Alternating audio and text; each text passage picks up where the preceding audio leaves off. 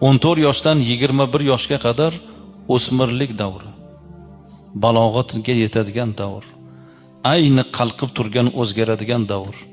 14 yoshdan 21 yoshga qadar o'smirlik davri. 21 yoshdan 28 yoshga qadar yoshlik davri deyishibdi.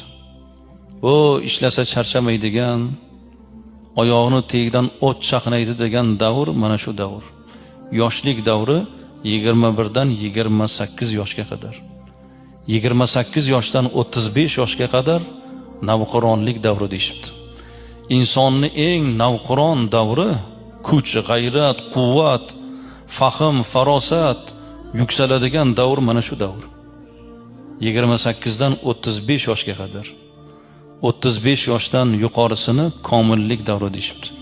Payg'ambarimiz alayhissalom nega 40 yoshda payg'ambar bo'ldi? Vaholanki Rasululloh